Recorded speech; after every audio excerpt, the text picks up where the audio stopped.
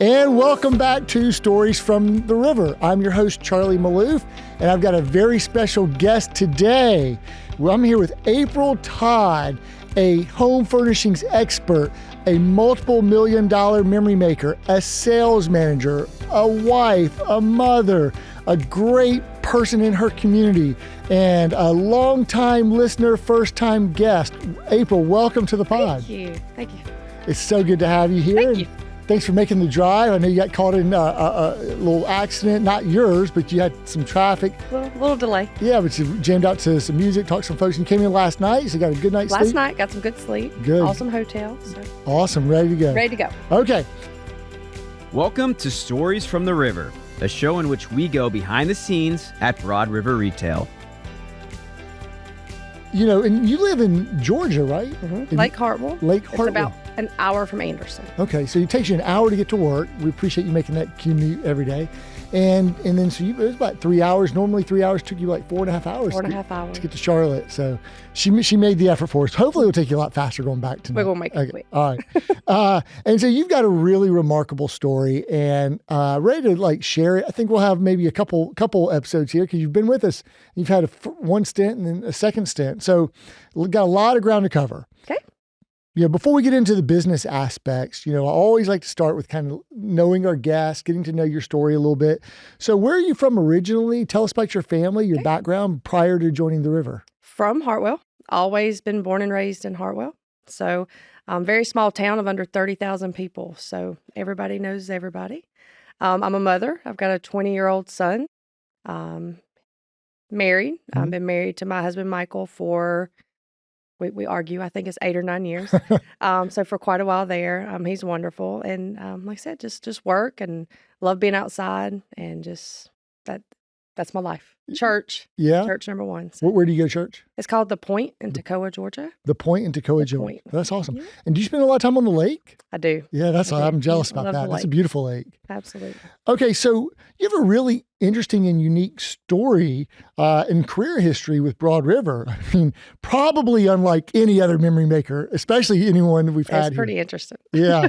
So you joined the company before we opened the original Anderson, South Carolina store. I remember opening that store. I was still single at the time. That was back in late summer 2006. So tell us about that experience. I happened to be going to Lowe's that day, going to do some home remodels. I just got married that year, actually. And we were going to Lowe's and they had a sign in the window that Ashley Furniture was coming and now hiring. And I was kind of straight out of high school. And I was like, well, that kind of sounds fun while I figure my life out. And I joked and said, even if it's for a couple months, because I'd planned to go to college and never thought 20 years later I would still be here. But I absolutely love it.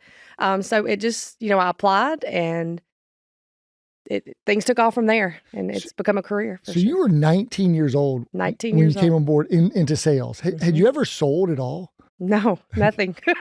So 19, you're getting into sales and you're just fresh out of high school and you were just married? Just married, all in 2004. I graduated high school, got married, and had a baby. Wow. In 1 year. And so you came as April Whitworth. I did. So, okay, got you. And so what was your mindset at that time? You said I want to work for maybe a couple months, but before I go back to college? What else I had originally got a scholarship from college when I graduated high school. I was going to pharmacy school. That was originally the plan, to go to pharmacy school. Okay. And I thought I would do this just, as a new mother, and I knew I couldn't do pharmacy school right then. It wasn't just in the works financially. But I was trying to come up with another game plan, which later on I went back to paramedic school. And I thought even for a couple months, worst case a year, just to get me settled. I'd built a new house and just figure life out. And never thought I would love it and never want to leave. Wow. And I got to make sure I get my dates right. I said 2006. Maybe it was 2005. I think it was 2005 because Austin was a baby and he was born in 2004. Okay. So it was 2000. So I'm a year off. I got to I think it was 2005. I think. Okay. We opened a lot of stores. I had joined in 2005, so I didn't realize we had opened Anderson right then. But maybe we did. If I'm not mistaken, we were the 4th or 5th store that opened. Yeah. So I joined the day we opened store number 3 on May 1st, 2005. But I thought Anderson opened after Spartanburg. So I think there was Matthews that opened, in I think in 05. And then I think Spartanburg opened October 05. I think it came around again to the next year. So maybe I'm I'm not not good right. with dates. Maybe it was 06. Yeah. Maybe it was 06. Long time ago. Yeah, it was. Anyways, so it's been, I don't know, 18, 19, 20 years. Mm-hmm. Do you still remember your very first day at Broad River? I do. Wow. I do. What do you remember about it? When I walked in, I think there was about 18 new hires that day.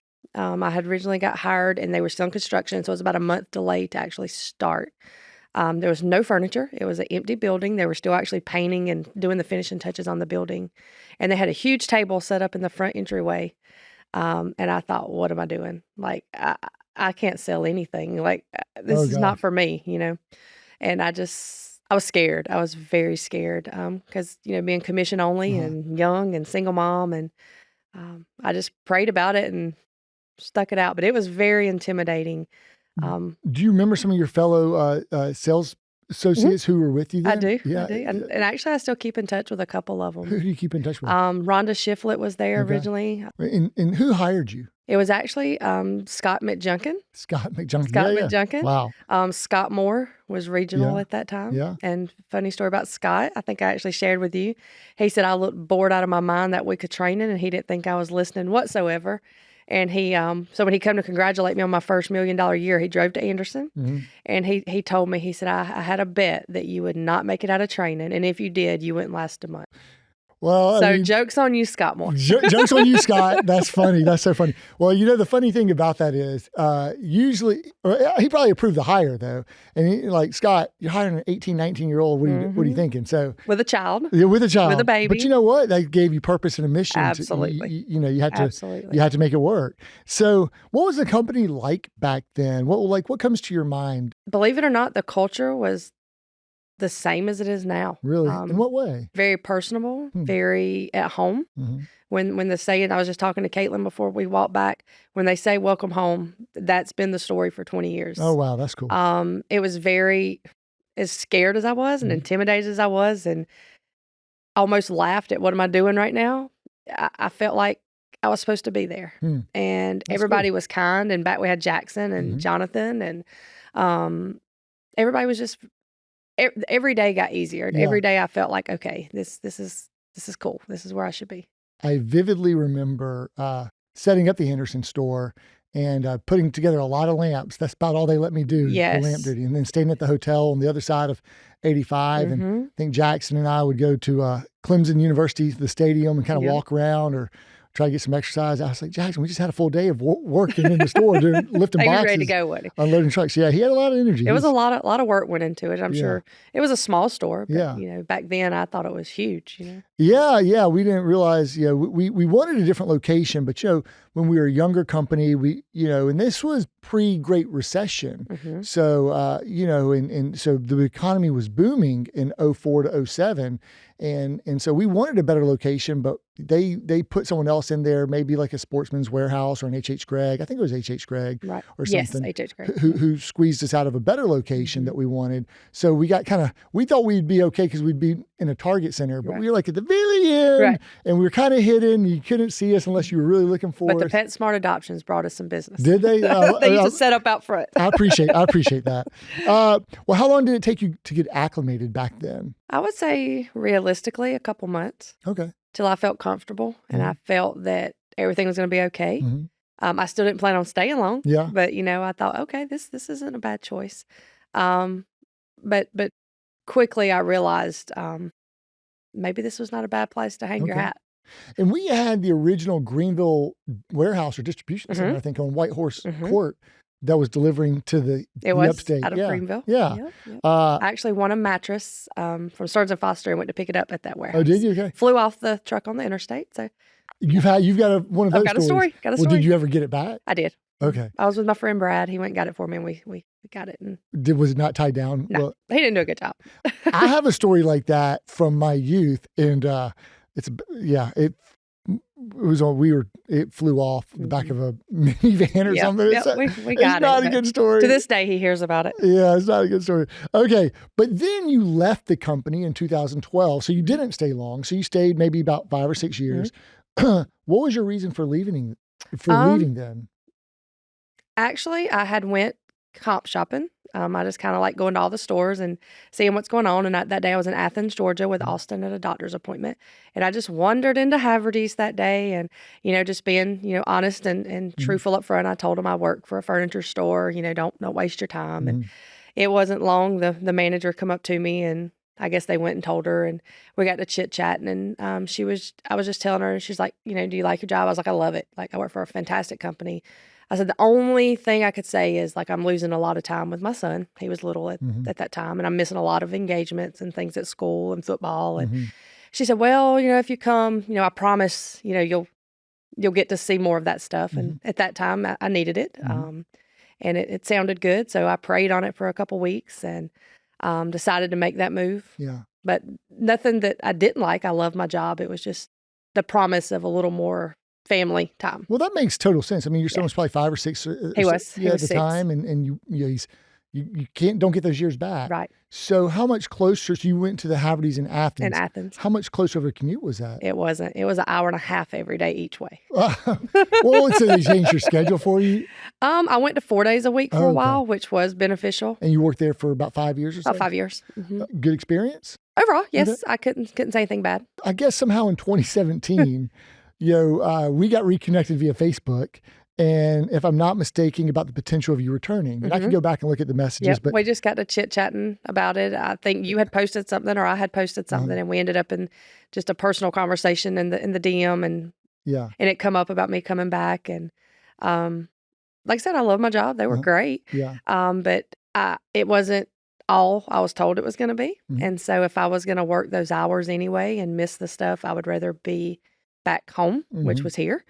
And so I didn't hesitate. And as soon as you were like, hey, the door's open, I think I started the next week. Wow. So, well, I mean, I think the good thing is, you may not have liked 2015 very much. Yeah. We went through an ERP conversion and it was brutal. And so we stubbed our toe and we're building a brand new distribution center. We got better and started. So we were starting to get our mojo back and rebuild it. But 2015 might have just meant to be there. Maybe so. Maybe so. So I love that you kind of reached back out after a 5-year hiatus. What was different about the company when you returned, other than being on a new software platform? Not a lot. Other than the growth. It was a lot bigger when I come back. But Mike Rennell's actually hired me. After I had spoke with you, I went through the process with him and he hired me as a regular associate. And he actually called me a week before I was supposed to start because I wanted to work a notice and do the right thing there. And he said, well, can you come in as a sales manager? Oh, and wow. I was like, sure. I left as a sales manager. I was a sales manager my whole tenure the first time. So when I come back, he was gone. So he was no longer with the company. I think he had went to another position. And I walked in that day. I walked in the side door and I got a computer handed to me and said a customer wants to buy the porter. And I was like, oh. So it just was back to normal. You know, of course, I had to show me how to enter it. I wasn't familiar with the system. But it was just sales. And I just kind of sold the porter. And I think it was just meant to be to get me back comfortable quickly. That's wild. But as far as the company goes, same thing. Everybody was just as kind and, great company. Everybody was friendly and they had everything ready to go, the paperwork for me. Good. And I felt like, had your laptop? Had my laptop. They handed it to me. You're back to being a sales manager? Yep. And I think at that time, did we still have REMs? We didn't have full-time office staff. I think we were entering our own tickets when I come back. It was around that time. I think that was the difference is we had to enter them because when I left, we had full-time people in the back and we could hand them a worksheet and say, hey, put this in. We were paper-based, so that was a big change. But other than that, just I felt like I was literally coming back home. You didn't feel like you were walking back in time, same store 5 years later? Not really. Had the product changed or did it look different? Yes, the store was totally different as far as like the walls and just the decor. You could tell the style in furniture had changed in that 5-year span. So it did look a little different, but it's still, the office was the same.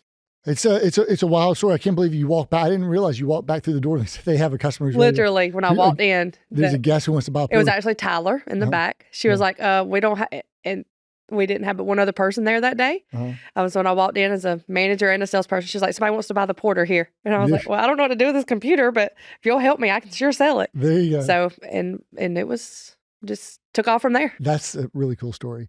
Okay. So you rejoined the company in July 2017, which only gave you half a year. But every full year since you returned, you have done something that you had never done during your initial stint with Broad River. That's correct. And that is becoming a $1 million memory maker, million dollar writer, or as we refer to it as a $1 million memory maker. And so 6 years in a row now, which is super, super incredible. So from never being, had you ever written $1 million when you were at Haverty's? Never. Okay. Never. So you've been in furniture sales from 06 through 17. So over 10 years, had never been a $1 million writer. You come back and your first full year back, you write $1 million. And then you've increased that amount every year since then, just about. And you wrote over 1.5 in 2020 and 2021. And then you wrote over 1.6 million each of the past 2 years, with last year being your most fruitful and productive year to date. So you just keep getting better and better each year. Truly remarkable. What gives? Basically, I had a little talk to myself and said, hey, if I'm going to work these hours, if I'm going to miss the time away from my family, we're going to make it worth it. So in the transition from Haverty's back home here, I just mental mindset of, I've always worked hard, I thought, and I always gave it probably 90%. But if I was going to do it, I was going to give it my all. You were going all in. I was just going to do it. So you were more career focused. Career focused. My son was older. I didn't have to do as much on the back end with the mama duties of homework and being as exhausted. There for a while I was a single mom, so it was just me. And I would, my original span here, I went through a divorce, and it was just me and my child. So he was 4. From the time he was 4 to 8, I was single. And I also went to college. So I would work during the day, leave at 4 o'clock. I got my schedule approved to kind of vamp that, go to college from 5 o'clock in the afternoon to 11 o'clock at night, get my child and go home and do it again every day. Super productive. It was hard. What'd you get your degree in? EMT, and I was in paramedic. I was going toward paramedic, but didn't finish it because I didn't see the need because I didn't want to leave. So I can save your life, but I'm going to stay here. Well, just in case. Hopefully you won't need to put that I actually had to put that to work at Ashley one day. We had a guy, an employee that it come in handy for. So wow. I bet you there's a story there. There is. Is that a recent? It was at the old store. Okay. It was on a major holiday, so he had a heat stroke. Oh wow! So yeah, the prices were just too good. It was too good. The deals were too good. Yeah, it was good. We don't want to. We'll have to tone back the deals. Yeah. So, but he's okay now. Yeah. But yeah, it did come in useful. I think me being there on the spot right then may have truly saved his life. Wow. So it was beneficial. Well, maybe that was the purpose for having it anyways. Right. Hey, life is worth a lot. But yeah, when I come back, I just had a whole mental mindset of, if I'm going to do this, I'm going to make money, and I'm going to give it 100% every single day. That's awesome. Do you remember what it was like the first time you crossed $1 million in 2018? I do. So you've been in furniture now 12 years. It was exciting. Yeah. Was it like during November, Black Friday? What? I want to say it was like October, the end of October. It was very exciting. Yeah. Because I was like, I really couldn't believe I did it. I'm sure that was a goal at the beginning of the year. It was. Okay. It was a huge goal. And then, you always personally call or text within minutes of every $1 million rider hitting it. So that was exciting. It was like, wow, Charlie personally called me.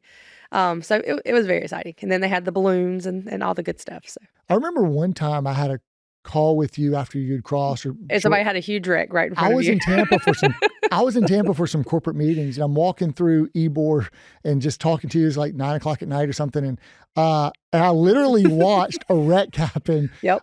Poor this young lady. I think she's a teenage girl or something, and some guys backed into her car. And it was just like, you were like, just hold on just a minute, and I was like, is everything okay? I hope so. I don't know. It was really awkward. Okay. I'm guessing you were probably the only person to have written $1 million in Anderson that year in 2018. And maybe you were the only $1 million writer in Anderson for a few years.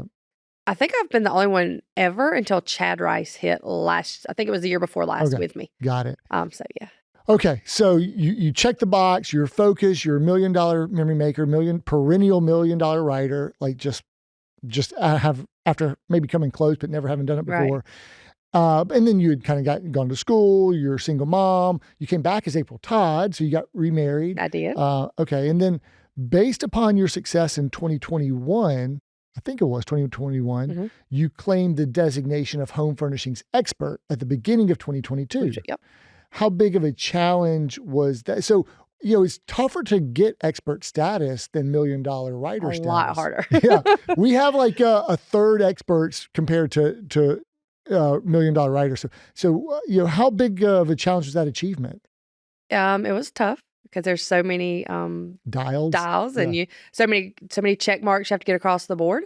You have to be focused on a lot of different areas. You can't, put impact on one thing because your other's going to slip. So you have to find that balance. So it was very special to be able to achieve that because I'd always seen it, the experts, and to actually have your face there and be able to go to the soirees and it was special. That's awesome. Had you set out the goal of becoming an expert prior to 2022? Was that something you and your manager talked about, or something you focused on? I think personally that was kind of my thing. I had got to a point where my career was like Austin was grown and I didn't have a lot to focus on outside of work, and so I was more driven. And I worked some days off and put in a little extra effort to get there. Yeah. I did want that. It's like, what's next to, yeah, I got you.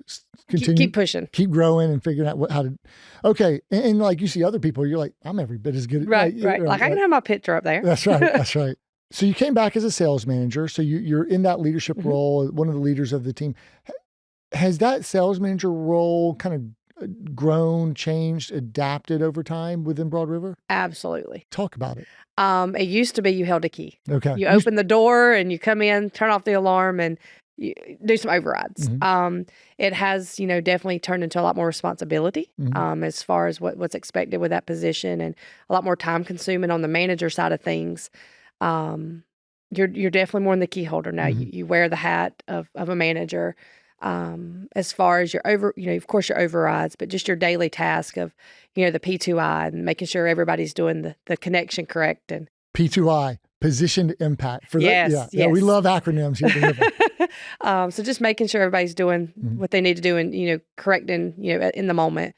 So yeah, it's definitely different. What is your favorite part or most fulfilling aspect of being on the leadership team of the store? Helping somebody who I can relate to who I used to be. That especially as a new hire. Well, we don't have a lot of turnover in Anderson, but people who may just need a little push or need a little extra, a little extra loving, that you're able to spend one-on-one time with them. And I have a few now that I kind of just hang with to make them better and say, hey, maybe, do this a little different, or, just watching them and seeing, one particular guy who, when he told me he was literally living paycheck to paycheck. Like he would have dollars before he got paid again.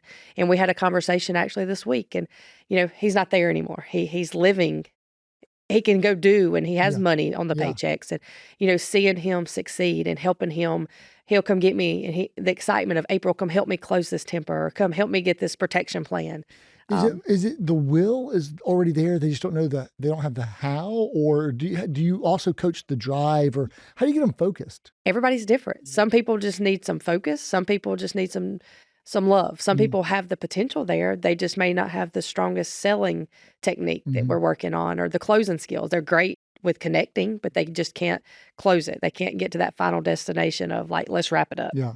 And they do come get me, and they'll say, hey, bro, I've got it. It's in the bag, but can you come close it? So it takes your discernment to understand where the leakage or where the break is, or what the gap is that you have to go coach up. Yep. Yeah. And they're all different. They all come get me at certain steps. And Chad's phenomenal in the mattress department. Me and him's kind of swapped roles recently, and they'll come get Chad, and he'll go back there, and, within 30 minutes, typically they're coming out with a sales receipt. Yeah, so, that's awesome. I'm more on the VIP side thing, more like getting the VIP and closing the deal. And Chad's baby is kind of the mattresses. Yeah. So. VIP is our acronym for the finance business. Yes, finance. That's right. So how have you grown as you have taken on more responsibility as a sales manager? I'm not a very organized person. I know that about myself. I'm not good with paperwork.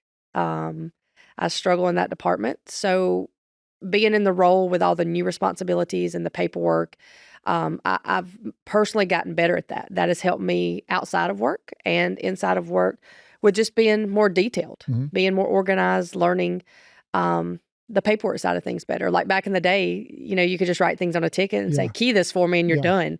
Now there's so many more steps that me personally, I struggle to remember, do this every day, do this every day, and just accountability. Do you have checklists you go by that help you out? I actually have to write it down because I will forget. I got you. Well, it's better than keeping it all. At one point, you keep it all in your head. And Yep. And I have a little notebook, and every day I'll look at it, and I still miss stuff. So, just accountability. Is there anything that you've learned about leadership that you weren't expecting to prior to becoming a sales manager? I would go with yes. Some days are hard. Some days are hard, and some days are easy. I have to remind myself every day that maybe this person's having a bad day or this person's had a bad morning. And it's, but you have to adapt every day to we're human and show grace and just show kindness, because they may not give you the reaction you want, or they might not give you the answer you want in that morning meeting. And you just have to understand that, just show grace, be kind. Yeah, being able to lead people. Yes. Because people aren't robots. And people are going to respond differently each time. And some days you'll ask them something and they'll look at you like you got 5 heads and you want to just, but you have to realize, maybe they had a bad morning. And afterwards, go say, hey, are you okay? Yeah. Are you okay this morning? So we have 2 sales manager roles, as you know, one over sleep, the mattress sleep products business, and one over finance, or the VIP business. You recently switched from sleep to finance, right? I did. What precipitated that change? I love the finance side of it. It's a challenge to me to see how quick I can get it, how quick I can get a deal closed with it. And because I think it is extremely important and it does bring the bigger tickets. And that to me is the fun side of things. Mattresses, I love being over the mattress side of things. I'm not very detailed with all the specs. So I sell a lot of mattresses, but it's my way of doing it. So it's not a detailed side of things. So with especially the new hires, I think Chad is a better fit there because he can tell you everything that's in there and how and why. Where me, like, let's just lay on it and let me tell you and let's close this deal. So it's a better fit for me being on the VIP side of things. Got it. Okay. The relocation, the new Anderson store. So it was a long time coming. It was, but we finally retired the original Anderson store in August of 2021. Yes. And we moved right in with no downtime into our new expanded, double the size, 2-in-1 Ashley store and outlet in a much more visible location, the former Toys R Us box right off Clemson Boulevard. So do you miss the old location? No, not at all. Double the square footage. Double the square footage. I do not miss the green carpet. You remember the green carpet in the back? I'd like to not remember the green carpet. The green carpet? Yeah. That was in the kids area. Yes, just the kids area. So just a little small get portion. The wrong impression. Just a small portion. Yeah. But no, I do not miss that location. How hard was it to sell off all of the furniture in the original location? Store closings and liquidations can be a lot of work. It was a lot of work. You got your exercise in loading stuff. It was fantastic because we knew what was coming. Yeah. And it was exciting. People wanted some discounts. So, that was a constant battle. But overall, it was fun. And we knew that the brighter days were ahead. And we just toughed through it. And so how's the new store been? Wonderful. Yeah. Summed up in one word, wonderful. Okay. And how have customers responded to it? They love it. It's such brighter, prettier. The location's fantastic. Just when they walk in, I always ask to this day, we've been there 3 years, and I still say, is this your first visit in our new store? Because I want to see their reaction, because most of the time they're like, wow, I didn't expect it to look like this. So we absolutely love it. And I remember the day you come to look at the building, I don't know if you remember, you left your keys and lost them in the building, and I went down there. I do remember that. And I was like, so it was still deserted Toys R Us. Yeah. And I went in, I was like, there's no way this is going to be a furniture store. Like, what is he thinking? And I looked all over that store, and I never would have imagined the day I come in for grand opening what it looked like. Thank you for retrieving my keys. We found the keys. Yeah, we found the keys. Or maybe, let's say Manny left the keys. I don't know. We'll blame it on Manny. Okay. It took us a while to get that location. We didn't get it right away. Yep. And so it took us like couple extra years, I think, to kind of get it. It took a while. Yeah, and then it was a long project to convert it, like you said, because It was. I even walked around a few minutes, and I was like, "What are they going to do here? What are they going to do here?" Yeah. And and I was like, "There's just no way this is going to be an Ashley store. Like their intentions are pure and good, but I don't envision this." And then when we moved in that day, and I walked in for the first time, I literally cried. Wow. I literally cried. Well, I have to give a lot of credit to Manny and Tim Sales and Janet and Absolutely. the Ashley design team. They can take a palette and a vision and really make it come to life. And we knew that we put a lot of work, put a lot of dollars into it too. Absolutely. It was probably. It was a pretty sick store. It needed some love. Yeah. Well, so what's your favorite thing about do you have a favorite thing about the new location? The mattress outlet. Okay. Yeah, having the outlet back there and the mattress galley. And before, we didn't have that. We had a couple mattresses in the back on the green carpet. But now we actually have a beautiful outlet to say, let me take you to our mattress outlet. Yeah, I'm sure that it's nice to finally have a real mattress gallery, sleep gallery. Yes. And I'm sure it's even further helped amplify your sleep sales. Absolutely. Do you ever find that some of our customers still drive to the original location, or is the new location so much more visible directly on Clemson Boulevard that nobody in town misses it? People still go to the old store. They do. We hear all the time, I went to your old store and realized it was a jump park now. And so, yes, they do still go there. Also, we do hear a good bit because I don't know how we ended up with so many handicap parking, but our store has 10 of them out front.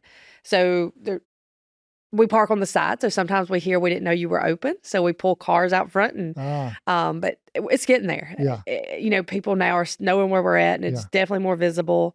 Logan's is across the street, Red Lobster. So way better than being tucked where we were. So you mentioned the outlet just a second ago. How do you like having the outlet as part of the store concept? Do you think it kind of works having a 2-in-1? It's still somewhat experimental when we did it. We'd done it in Spartanburg, the new Spartanburg store, which was also a former Toys R Us. So we felt pretty confident that, hey, this can also work here in Anderson. Same kind of comparable size box, put the outlet in the back with a bigger sleep gallery.